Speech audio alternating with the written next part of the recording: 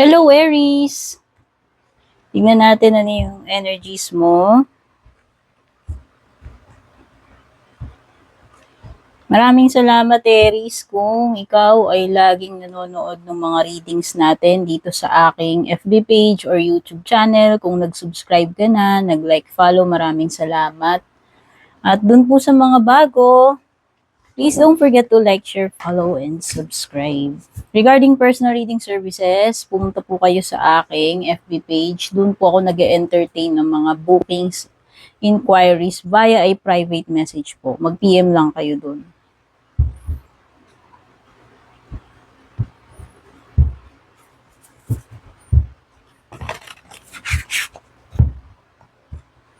Wait lang guys, ayusin natin yung ating baraha.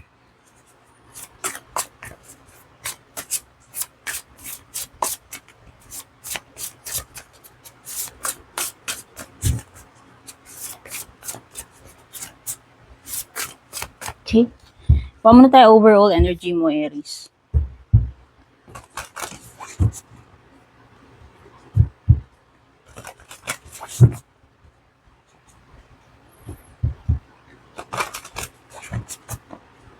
Titingnan natin, Aries. Ano yung energies mo? 6 months from now. Yan, tingnan natin. Mga after 6 months. So, kunin natin ano yung overall energy mo after 6 months. Meron ka dito. Clear the past, heal the present. Okay? So, nakikita ko dito, magkakaroon ng healing. Magkakaroon ng mga relationships na mabubuo ulit. No? Pagkakapatawaran, pagkakaayos-ayos, healing, reconciliation, whether family members mo to, friendships, or yung mga loved ones, no? Ano pa? Yan pa natin yung energies mo.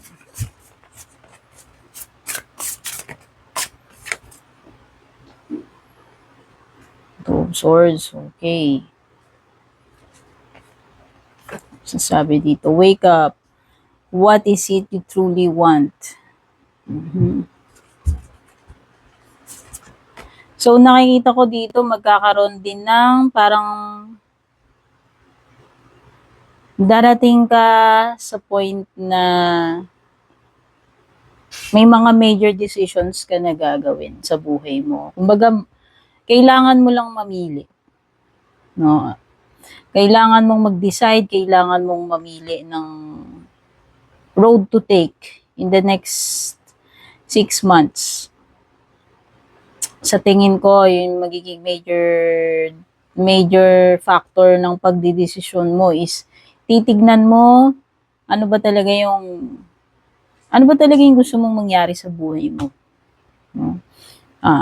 Siguro this is a sign na mga pagkalipas ng 6 na buwan, alam mo na.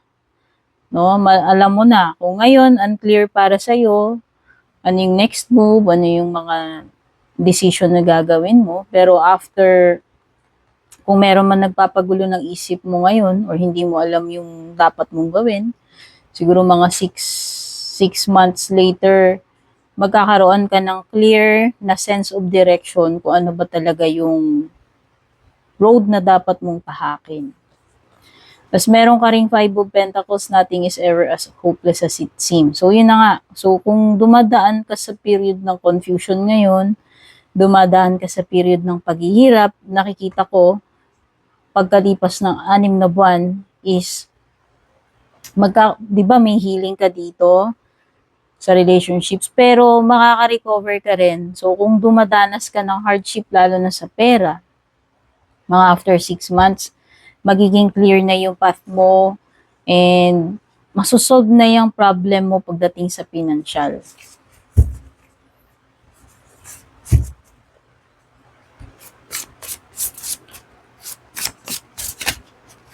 Ano naman yung magiging challenge para sa'yo? Sa susunod na 6 na buwan. Susunod na 6 na buwan. Ang challenge mo is kung paano mo ma-enjoy yung buhay mo. Okay? Pwedeng marami kang responsibilities or kahit gustuhin mo baka parang ah, pwedeng hindi mo mapagsabay siguro, no? Baka yan yung pinaka-challenge mo, paano mo ma-enjoy yung buhay mo dahil marami kang problema, marami kang responsibilities. Pero huwag kang mag-alala, itong susunod na 6 months, sabi ko nga sa'yo, magki-clear yung mga problema mo, especially sa financial. So, kung halimbawa, dito sa present situation mo, and sa span ng 6 na buwan, no? Unti-unti kang makakabangon dyan sa financial crisis na yan. So, halimbawa, marami kang hinuhulugan, yan, marami kang loans, or may mga gastusin, like may mga tinatapos ka na hinuhulugan na bahay, pinapagawa, yung mga ganyan. Unti-unti mong mabubuo yan, unti-unting gagaan yung load mo. Okay? Pero yun na nga, kasama na dun yung challenge na hindi ka masyadong makapag-enjoy. No? Kasi nga marami kang responsibilities. Pero at least may natatanaw tayo na mag-i-improve yung kalagayan or situation mo.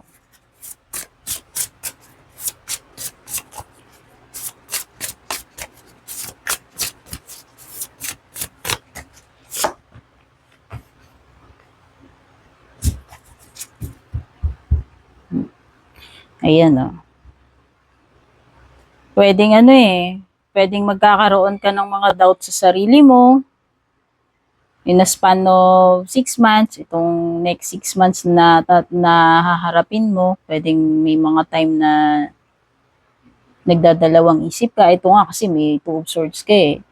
May time na dinadoubt mo rin yung kalagayan, sitwasyon mo, makakaano ka pa ba dito, mag-i-improve pa ba yung mga bagay-bagay, kasama na yun, no? Kasama na yun.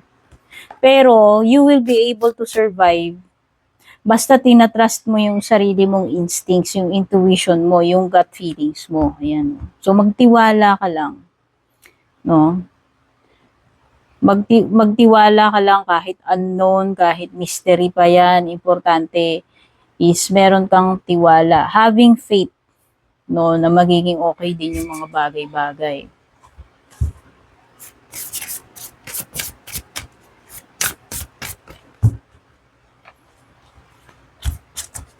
So, ano naman yung blessing na marireceive mo pagdating ng itong 6 na susunod na buwan? Trust there's a divine plan. O di ba kakabanggit ko lang dito, have faith, trust. Trust your intuition, trust your gut instincts, trust the process. Ito rin. Ang blessing na makukuha mo, lahat ng bagay na pagdadaanan mo itong susunod na 6 na buwan, mare-reveal din sa iyo ano ba talaga yung divine plan na nakatalaga para sa iyo. Kaya nga dito magkakaroon ka na ng sense of direction or purpose eh. Sense of clarity. No, kung sa ngayon pwedeng naguguluhan ka pa, unsure ka, hindi mo alam, may mga mysteries, may mga hidden, unti-unting marireveal yung path na dapat mong tahakin. Ayan. So, yung kung ano man tong mga challenges na meron ngayon or sa mga susunod na 6 na buwan, asahan mo sa loob nito bago man lang matapos or at least dun sa ika-6 na buwan, mangyayari kung ano yung divine plan para sa iyo. Merong nakalaan, no? Merong magandang nakalaan sa iyo despite netong mga challenges na meron ngayon, Aries. Pagdating naman sa iyong love life,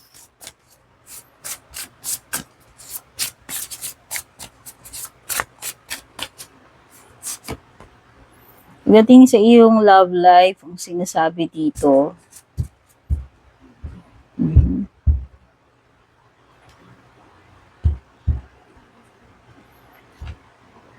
nakikita ko maaayos na yung conflict pagdating sa person mo.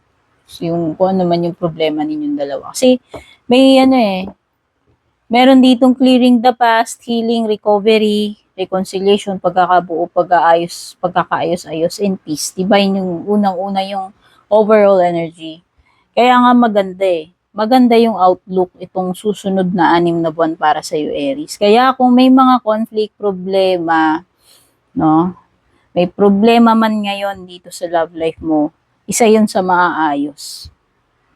Isa yan sa maaayos sa susunod na 6 na buwan, Aries. Magkakaroon na ng clarity, closure, kung closure man yung kailangan ninyo, kung kailangan nyo ng healing, pagkakabati-bati, mabubuong mga relationships, especially love life, no?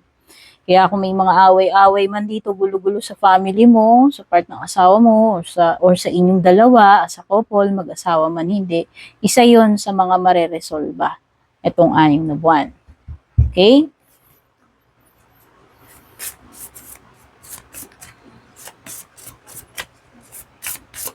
Ano pa mga dapat mong malaman? Watching clouds. So, para sa iyong closing messages, watching clouds, lie back, rest, and relax. So, it's time na makaka-relax ka na. Kasi nga, giginhawa na, luluwag, magkakaroon na ng peace, kasagutan, mareresolve yung mga problems. It's time na ma-enjoy mo naman yung sarili mo, magkaroon ka ng time na makahinga uli, makaluwag-luwag, makapag-enjoy. Ayan, lie back, rest, and relax. Kasi lahat ng magagandang bagay aanihin mo eh. Itong next 6 months, ayan yung divine plan na sinasabi ko, may mga bagay na nakalaan sa'yo, naghihintay sa'yo, na magagandang changes, mga pangyayari itong susunod na 6 na buwan. Enjoy the journey. No? So, sabi ko nga kung ano itong nararanasan mo ngayon, Aries. No? Kumbaga, i-trust mo lang yung process, have faith. I-enjoy mo lang itong journey na ito kasi merong magagandang bagay na nakalaan sa iyo. Itong susunod na 6 na buwan. Marireveal sa iyang bago matapos yung 6 na buwan na yan. Kaya ayan, lie back, relax. So, sa mga susunod na buwan, siguro makakahinga ka na ng maluwag, may enjoy mo na, makakapag-relax ka na, no? Period na ng recovery and enjoyment yan eh. May enjoy mo rin mga bagay-bagay after 6 months and simplify your life. Travel lightly, ibig sabihin, hindi mo kailangan pabigatin yung journey mo. Hindi mo kailangan i-burden yung sarili mo ng mga unnecessary stuff. Emotions, tao, kung ano man yung mga pag-iisip, mga bagay na nagpapabigat dito sa iyong journey. Okay, ang ibig sabihin lamang nito, itong susunod na 6 na buwan is magiging magaan na talaga yung load mo. Ano man yung mga dinadala mo ngayong mabibigat, no? Huhupa yan, makakaginhawa ka rin, makakapagpahinga ka rin, and finally, ma-enjoy mo rin yung life mo. Kung ano man yung dapat mong ma-enjoy. Kasi malalighten na yung burden mo eh. Papalit sa'yo kaginhawaan, healing, good stuff, no? Yung nandito sa divine plan na paparating sa iyo. Okay, Aries, take care, God bless.